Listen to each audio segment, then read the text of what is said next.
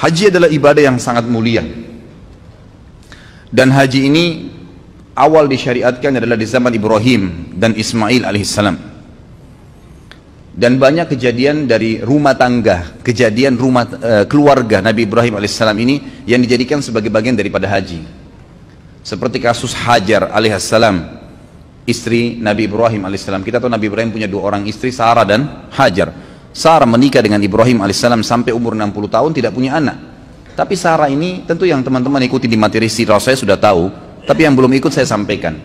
Sarah ini menikah dengan Nabi Ibrahim alaihissalam dan Sarah memiliki kecantikan yang luar biasa secara fisik. Begitu pula dengan akhlaknya. Sesuai dengan Ibrahim alaihissalam juga yang sempurna, karena Ibrahim alaihissalam sangat menyerupai Nabi SAW secara fisik. Dan Nabi sudah pernah saya gambarkan bagaimana gagahnya beliau secara fisik dan juga akhlak yang sempurna. Ringkas cerita, suatu hari pernah Ibrahim alaihissalam membawa Sarah ke Mesir. Dan di Mesir waktu itu ada raja zalim, suka ngambil istrinya orang. Pokoknya semua perempuan yang berstatus istri pasti diribut sama dia kalau dia suka secara fisik. Karena dia anggap tidak mungkin perempuan ini dinikahi oleh suaminya kecuali punya kelebihan, penyakit jiwa. Tapi begitulah terjadi pada Raja Mesir pada saat itu ya. Masuklah Ibrahim alaihissalam dengan istrinya Sarah ke Mesir, dan Ibrahim sudah berkata kepada Sarah, kalau kita masuk di Mesir nanti dan ada pengawal-pengawal raja zalim ini yang akan menangkap kamu, kalau kamu ditanya siapa saya, katakan saya saudaramu, dan kalau saya ditanya saya juga akan mengatakan kau saudariku, maksudnya seiman ya. Bukan berarti saudara sebenarnya, tapi suami istri. Maka sampailah mereka di Mesir, sepakat dengan poin itu. Ternyata prajurit-prajurit Mesir, Raja Mesir ini ada memang khusus untuk mencari wanita-wanita yang jadi incaran si Raja Zalimin. Ketemu dengan Sarah, begitu melihat kecantikan Sarah sudah tidak berpengaruh lagi, dikatakan ini saudara saya, tidak percaya, pokoknya tetap kamu akan dibawa. Ringkas cerita, dibawalah Sarah kepada Raja Mesir. Begitu masuk depan Raja Mesir di istananya, dengan lihat kecantikan yang luar biasa, tidak bisa sabar, dia ingin menjamah Sarah. Waktu dia ingin menjamah Sarah, tiba-tiba tangannya stroke, karena Sarah berdoa kepada Allah Azza wa Jalla agar dihilangkan dari keburukannya raja ini. Dia kaget, dia bilang, apa yang kamu lakukan? Kenapa tangan saya tiba-tiba begini? Kata Sarah, saya minta kepada Tuhan saya untuk menghukummu, karena kau ingin menjamahku dan kau bukan suamiku. Maka dia pun berkata, berdoalah sama Tuhanmu agar stroke saya, penyakit saya ini hilang dan saya tidak akan ganggu kamu. Sarah pun berdoa kepada Allah, sembuh. Raja ini ternyata masih bandel, tetap aja dia ingin menjamah Sarah. Waktu dia ingin menjamah yang kedua, stroke lagi. Lalu dia bilang lagi, apa yang kau lakukan? Kata Sarah, saya berdoa kepada Allah Tuhan saya untuk memberikan kamu hukuman karena kau ingin menjamah saya dan kau bukan suami saya. Kata si raja, baiklah, berdoa sama Allah, sama Tuhanmu itu agar saya disembuhkan dan saya tidak akan ganggu kamu. Sarah berdoa, sembuh yang kedua kali. Ternyata raja ini masih saja berusaha menjamah Sarah yang ketiga kali. Waktu dia ingin jamah yang ketiga kali, Sarah berdoa, seluruh tubuhnya nggak bisa bergerak, yang bisa bergerak cuma mulutnya. Semua tangannya, kakinya, badannya tidak bisa bergerak. Maka dia pun berkata, saya jadikan saksi seluruh yang ada di istana saya ini ya, bahwasanya saya tidak akan menjamah kamu. Mintalah kepada Tuhanmu agar saya disembuhkan. Maka Sarah pun berdoa dan akhirnya disembuhkan. Dan raja ini berkata, keluarkan wanita ini dari istanaku, yang kalian datangkan bukan manusia tapi jin. Kisahnya begitu.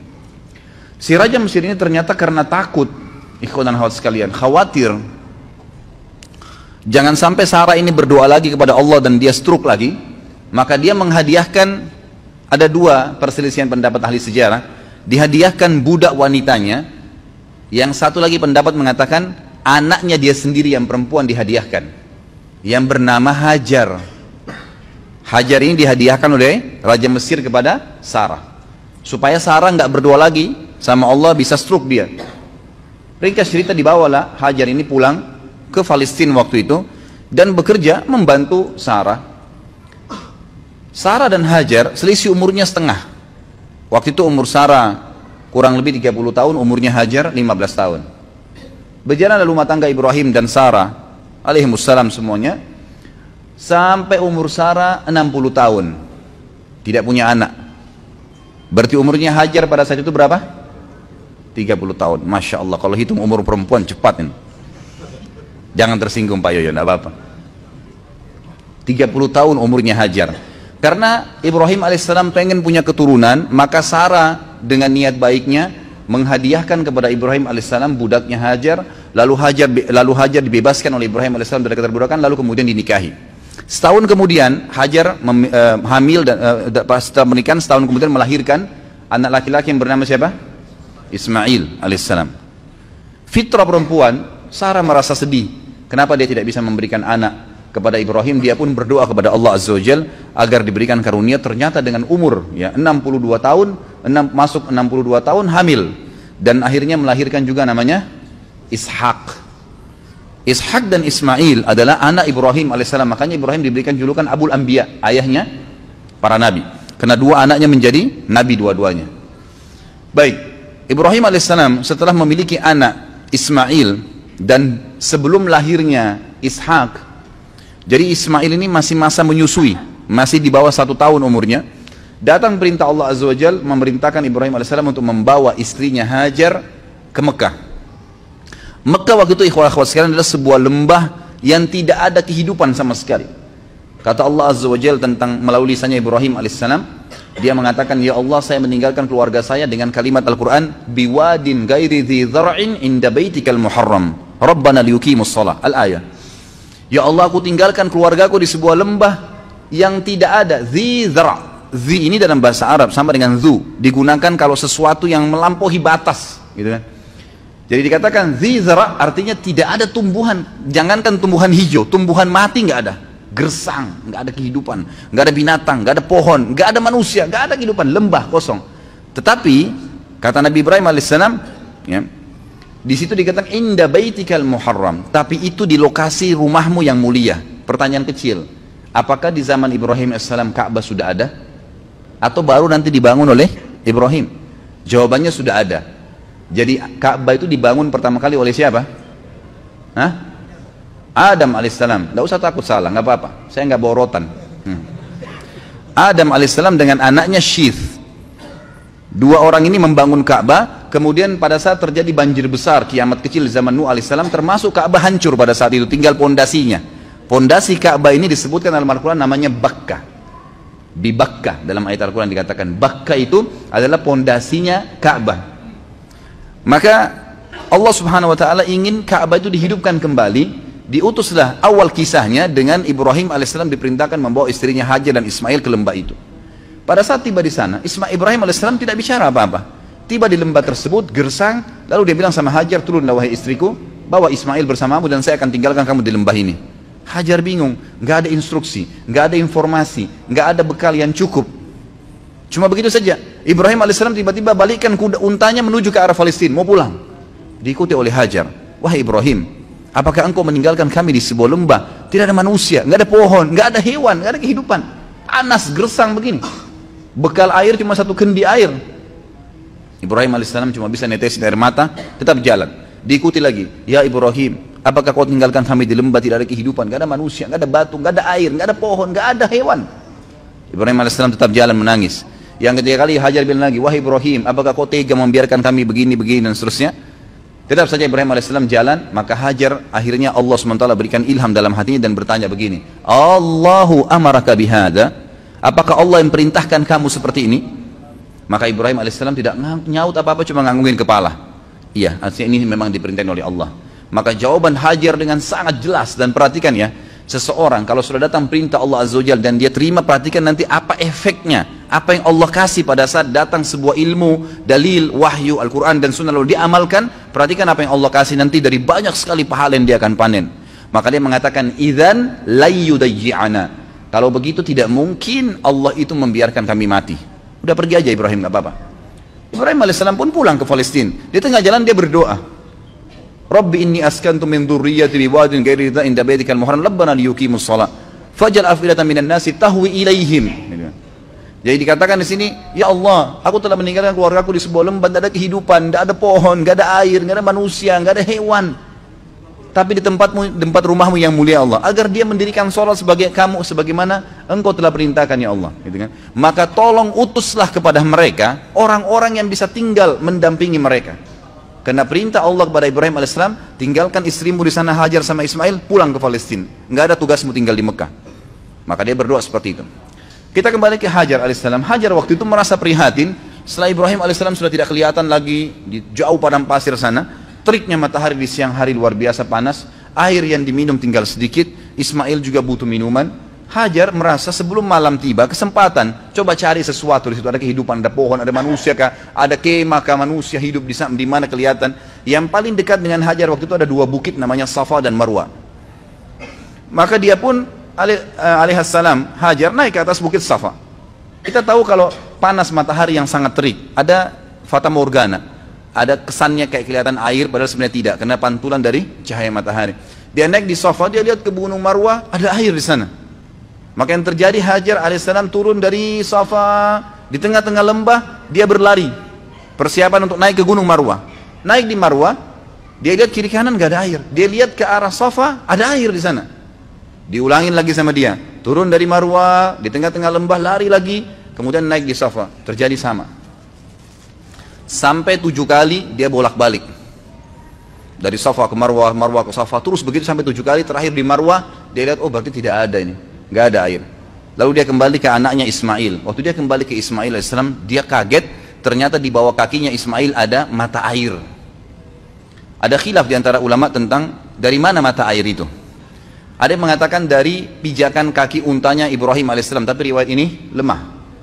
Ada yang mengatakan memang dari sentakan kaki Ismail waktu lagi menangis, itu juga lemah. Tapi ahli sejarah ada yang pakai. Yang paling kuat adalah Allah SWT mengirim Jibril dan mengepakkan sayapnya, lalu keluarlah mata air tersebut.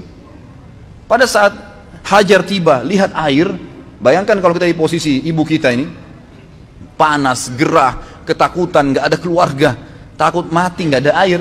Lalu lihat mata air, apa yang terjadi kira-kira? Dia datangin air tersebut dengan semangat, lalu dia buat bendungan kecil dari padang pasir itu, sambil mengucapkan lafaz yang digunakan dalam bahasa Palestina, bukan orang Arab ya, ini bukan bahasa Arab, bahasa asli orang Palestina. Dia mengatakan zam-zam, artinya apa? Berkumpullah, berkumpullah gitu. Jadi makna zam-zam itu sebenarnya, ini rahasianya gitu kan. Maka dia bilang zam-zam, ditutup sama dia gitu kan, ditutup sama dia. Kata Nabi SAW, semoga Allah merahmati ibunya Ismail, kalau dia tidak bendung maka zam-zam akan menjadi lautan yang luas. Tapi kekhawatiran seorang ibu, takut airnya habis gitu kan. Tapi kalau dia biarin, udah jelas berkah dari Allah, jadi lautan yang luas. Bayangkan sekarang miliaran orang yang minum gak habis-habis gitu.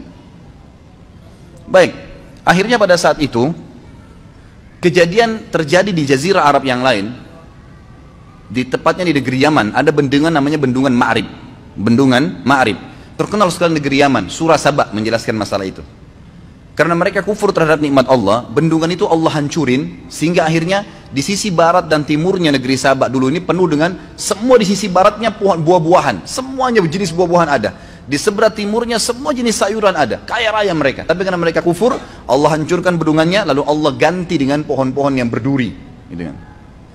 Ringkas cerita, keluarlah suku-suku Arab dari Yaman pada saat itu, dan waktu itu tidak ada suku Arab kecuali di Yaman. Mereka keluar menuju ke negeri Syam. Kalau saya ibaratkan buku ini Jazirah Arab, maka di bawah ini daerah selatannya Jazirah Arab. Indonesia ada di bawah Jazirah Arab, di selatan. Di atas ini utaranya Jazirah Arab. Di utara Jazirah Arab itu ada negeri Syam, Palestina, Syria, Lebanon, dan Yordania. Di atasnya lagi ada Turki. Di atasnya lagi ada Eropa sampai ke Amerika sana. Di sisi baratnya itu ada Rusia, ada Irak, ada Iran, Afghanistan, dan seterusnya. Sisi timurnya ada Mesir, Afrika, dan seterusnya. Selatannya ada Yaman dan Asia Tenggara. Nah, Yaman ini kebetulan ada di Jazirah Arab bagian selatan, di bawah. Jadi mereka mau menuju ke negeri Syam. Di tengah-tengah jalan itu ada kota Mekah, di tengah-tengahnya, tengah-tengah Jazirah Arab. Mereka lewatinlah Jazirah Arab itu menuju ke negeri Syam, karena negeri Syam ini subur. Mereka mau pindah ke sana gitu. Ternyata lewat di dekat lembah Mekah, mereka temukan di atas lembah Mekah itu ada banyak burung berputar-putar gitu kan. Nah ini kalau insya Allah enggak, kalau antum kesesat di padang pasir, kehabisan air, tanda-tanda ada air situ kalau ada burung yang buat lingkaran. Itu umumnya disebutkan dalam buku-buku sejarah. Mereka bingung, setahu kami di lembah ini nggak pernah ada air, kok bisa ada burung lagi berputar-putar. Mereka mampir, utus 2 orang, coba lihat di sana ada apa. Mereka kaget, mereka temukan Hajar dengan anaknya Ismail alaihissalam duduk di sebelah mata air Zam-Zam. Maka mereka pun punya adab dan akhlak. Mereka mengatakan, kami ingin tinggal di sini, suku kami suku besar. Tidak disebutkan jumlah mereka, tapi yang jelas ratusan orang pada saat itu. Satu suku semuanya pindah dari Yaman ke negeri Syam. Dan ini hasil dari doa Nabi Ibrahim alaihissalam yang berdoa minta diutus kepada Hajar dan Ismail orang yang bisa hidup bersama mereka. Diutuslah suku ini, dan suku ini bernama suku Jurhum. Suku Jurhum. Keluarlah suku Jurhum ini terus masuk, kemudian pamit dengan Hajar, wahai ibu, kami ini adalah satu suku yang besar dan kami keluar dari negeri Yaman, tapi kami nggak punya tempat tinggal. Bisa nggak kami tinggal di sini? Nanti kami bentuk komunitas, kami punya peternakan, kami juga ahli perkebunan, karena mereka memang ahli perkebunan di Yaman, gitu kan? Kami akan buat dan kami akan bayar upeti. Yang penting kami bisa hidup dekat mata air ini. Kata Hajar, baiklah. Maka spontan pada saat itu terbentuk komunitas kota Mekah. Ada mata air, kemudian ada penduduk yang tiba-tiba langsung dengan suku yang besar. Mereka membangun rumah, mereka sudah bawa peternakan, unta, sapi, kambing dibawa dari kampungnya Yaman. Terus mereka juga sudah mahir bercocok tanam. Mereka mulai menanami wilayah Mekah itu. Ringkas cerita, menjadi rapilah Mekah itu. Mulai ada penghuni. Pada saat itu, Ismail alaihissalam tumbuh besar di tengah-tengah suku Jurhum. Perlu Bapak Ibu tahu, istilah Arab sendiri, Arab itu ada dua macam. Ada namanya Arab asli, ada Arab musta'ribah. Arab asli ini adalah turunan orang Arab yang asli. Dan Arab musta'ribah adalah orang Arab, orang yang bukan Arab terarabkan karena pernikahan atau menggunakan bahasanya. Seperti kasus sekarang Mesir. Mesir itu suku Kipti. Bukan orang Arab mereka. Irak, bukan orang Arab. Negeri Syam, Yordania, Palestina, itu bukan orang Arab mereka. Sudan, Jazair, Tunis, Maroko, Afrika Utara, semua itu bukan orang-orang Arab mereka, suku barbar. Tapi mereka dikatakan negara Arab. Kenapa? Karena menjadikan bahasa Arab sebagai bahasa negaranya. Dan pada saat ekspansi Islam di zaman Umar bin Khattab, zaman Uthman bin Affan, mereka menikah dengan orang-orang Arab, dari tabi'in, dari sahabat yang bergabung sama mereka, maka dikatakan mereka orang-orang Arab. Ismail alaihissalam bukan orang Arab. Karena beliau dari Ibrahim alaihissalam orang asli suku Babilonia, dari Irak. Ya, gitu. Orang asli Irak, asli orang Irak namanya suku Babilonia. Maka mereka, Ismail berbaur sampai besar dan menikah dengan anak kepala suku Jurhum. Setelah menikah, tapi tidak disebutkan di sini prediksi umurnya Ismail alaihissalam, karena ini kisah yang cukup panjang, saya ringkaskan melihat waktunya. Maka datanglah Ibrahim alaihissalam diperintahkan oleh Allah SWT untuk mengunjungi Mekah. Beliau datang mengunjungi istrinya. Tapi pada saat itu yang saya dapat dalam buku sejarah adalah setelah Ismail menikah dengan anak kepala suku Jurhum. Datang, dan Ismail ini sangat gemar alaihissalam berburu. Sangat gemar berburu. Maka dia pun lagi keluar berburu, Ibrahim datang ke rumahnya lalu bertanya pada istrinya dari belakang pintu, di mana suamimu? Dikatakan lagi pergi berburu. Berapa lama kira-kira biasa dia berburu? Ya sekitar sebulan baru kembali. Sering kali pergi berburu, sebulan baru kembali. Kemudian kata Ibrahim, bagaimana kehidupan kalian? Istrinya mengeluh. Hidup kami susah, hidup kami nggak enak, hidup kami gini. Tidak pernah lisannya mengatakan alhamdulillah, tidak pernah ada pujian Allah. Maka kata Ibrahim, kalau suamimu kembali titip pesan bahwasanya ada seseorang yang bernama Ibrahim mencari dia dan suruh dia mengganti tiang pintu rumahnya. Pulanglah Ibrahim alaihissalam setelah ketemu Hajar beberapa hari, lalu kembali lagi ke Palestina. Ismail alaihissalam kembali. Ismail tentu sudah tahu tentang siapa Ibrahim ayahnya, sudah tahu kisahnya dari ibunya Hajar, tapi belum pernah ketemu. Sampai saat itu belum pernah ketemu. Lalu kemudian Ismail pulang ke rumahnya, tanya istrinya, siapa yang datang? Oh, ada tamu namanya Ibrahim. Apa yang dia bilang? Dia tanya masalah-masalah kita di sini. Lalu saya menyampaikan keluhan-keluhan kita semuanya, keadaan kita di sini.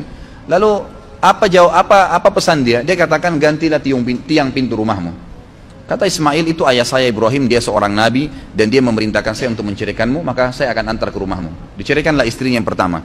Jadi ini bahasa Ibrahim alaihissalam yang sangat santun agar mengganti istri anaknya. Beberapa bulan kemudian datang lagi Ibrahim alaihissalam, tidak disebutkan juga pasnya berapa bulan, tapi beberapa bulan dalam buku-buku sejarah. Beberapa bulan setelah itu datang Ibrahim alaihissalam kedua kali, ternyata Ismail lagi berburu lagi. Kemudian dia datang, ternyata Ismail sudah menikah dengan anak suku Jurhum yang lain. Lalu Ibrahim bertanya, bagaimana kabar kamu, di mana Ismail? Dia bilang, suami saya lagi berburu. Bagaimana kehidupan kalian? Istri yang kedua ini semuanya pujian kepada Allah. Alhamdulillah hidup kami cukup, alhamdulillah kami bahagia, alhamdulillah begini, selalu muji Allah. Maka kata Ibrahim alaihissalam, kalau suami kau kembali, katakan ada tamunya datang bernama Ibrahim, dan sampaikan agar dia mempertahankan tiang pintu rumahnya. Maka Ibrahim alaihissalam pun tidak pulang ke Palestina, tinggal sama istrinya sampai anaknya Ismail pulang. Lalu bertemulah mereka. Tentu pada saat Ismail pulang ke rumahnya dulu, dia belum ke rumah ibunya. Lalu dia tanya istrinya, siapa yang datang? Dia katakan ada satu orang nama Ibrahim. Apa pesannya? Dia suruh pertahankan tiang pintu rumahnya. Tiang pintu rumahmu. Kata Ismail, itu ayah saya Ibrahim, dia seorang nabi dan dia menyuruh saya mempertahankan rumah tangga denganmu. Ringkas cerita, Ismail ketemulah dengan Ibrahim alaihissalam. Lalu mereka berpelukan. Seterusnya, setelah itu Ibrahim alaihissalam tidak kembali ke Palestina. ada perintah Allah Azza wa Jalla yang diperintahkan kepada Ismail Ibrahim alaihissalam. Baru berapa hari saja ketemu dengan anaknya Ismail, perintah yang luar biasa pada saat itu adalah disuruh Ibrahim menyembelih anaknya Ismail. Baru berapa hari ketemu anaknya sudah disuruh sembelih.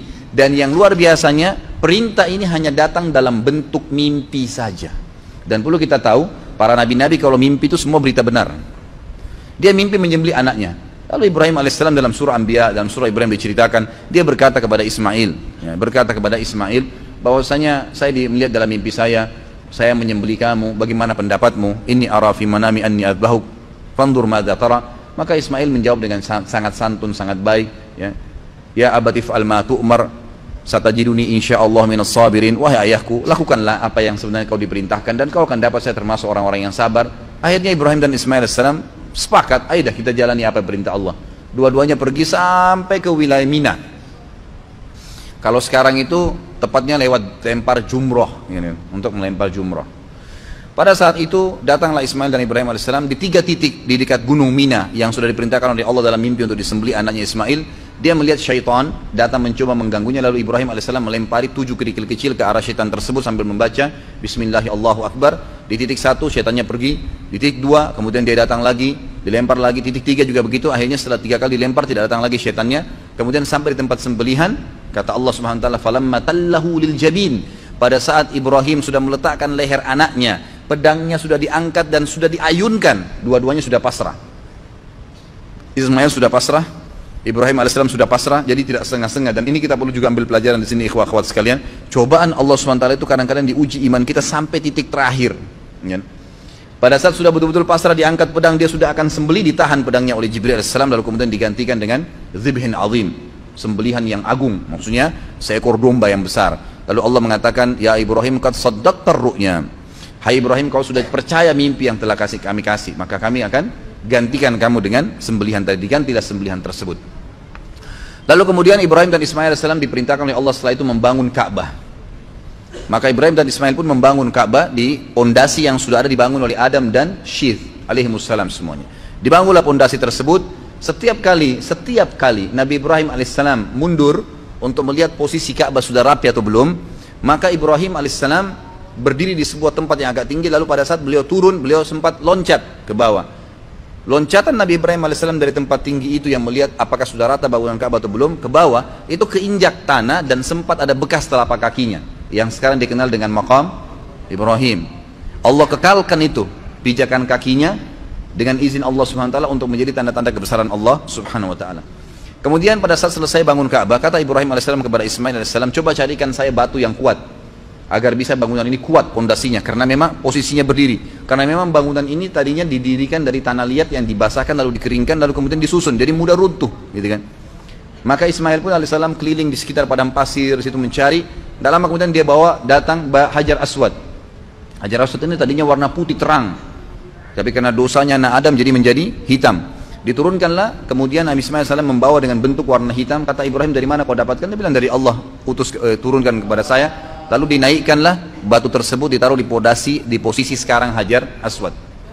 Setelah selesai tempat tersebut, sudah ada air Zam-Zam tadi, sudah ada tempat Hajar mencari Safa dan Marwa air, sudah ada sembelihan tadi yang tidak jadi, Ka'bah sudah terbangun, sudah ada Hajar Aswad. Allah Subhanahu wa taala menyempurnakan, berkata kepada Ibrahim melalui Jibril alaihissalam, perintahkan wahai Ibrahim seluruh manusia di muka bumi agar haji. Dalam riwayat sahih kata Ibrahim alaihissalam, "Wa ma yablughu sauti?" Sampai di mana suaraku ya Allah? Nggak bisa, suaraku nggak mampu nyampein ke seluruh pelosok muka bumi ini. Kata malaikat Jibril, "Ma 'alaika illal balagh." Tugasmu hanya menyampaikan. Maka Ibrahim alaihissalam pun mencari gunung tertinggi di Mekah pada saat itu. Sebagian ahli sejarah mengatakan di Jabal Rahmah yang ada di Arafah. Tapi ini riwayat, sebuah athar, tidak disebutkan tentang kesahihannya. Ringkas cerita Ibrahim alaihissalam, ada yang beriwayat mengatakan naik di atas Ka'bah lalu berteriak, mengatakan, wahai sekalian orang-orang yang beriman, berhajilah. Dalam riwayat ini dikatakan suara Ibrahim alaihissalam dibawa oleh angin ke seluruh pelosok muka bumi, dan semua orang beriman dengar dan kemudian mereka datang. Bahkan Allah SWT menceritakan datang orang-orang tersebut sampai dhamir. Pakai dhamir itu artinya unta-unta yang kurus karena jauhnya mereka jalan, gitu kan. Diutus, datanglah mereka dalam ibadah haji. Lalu rangkaian semua tadi yang dilakukan Ibrahim alaihissalam dengan keluarganya menjadi rangkaian ibadah haji.